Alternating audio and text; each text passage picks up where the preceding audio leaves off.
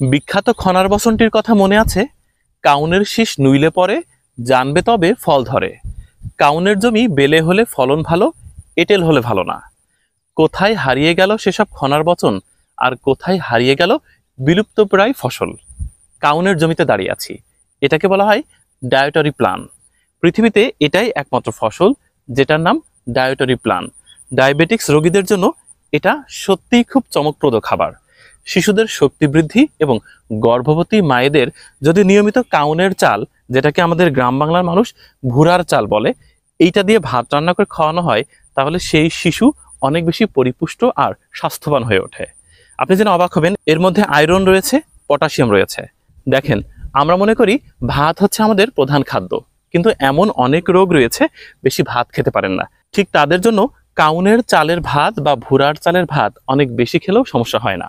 উচ্চ রক্তচাপ যাদের আছে তাদেরকে পরামর্শ দেওয়া হয় নিয়মিত কাউনের চালের ভাত খাওয়ার। এটাকে ভুরার চাল বললে ভুল হয় না। গ্রাম বাংলার মাঠে মাঠে এখন ভুরা পাকছে। দেখেন কি চমৎকার দোল খাচ্ছে বাতাসে। আমাদের ঝিনাইদহের কৃষকরা এই হারিয়ে যাওয়া ফসলটি আবার আবাদ করছেন এবং প্রতিনিয়ত উদ্বুদ্ধ হচ্ছেন। পুরো মাঠ ভরা কাউন বা ভুরা। এই ভুরার অনেকগুলো অবদান রয়েছে আমাদের শরীরের জন্য।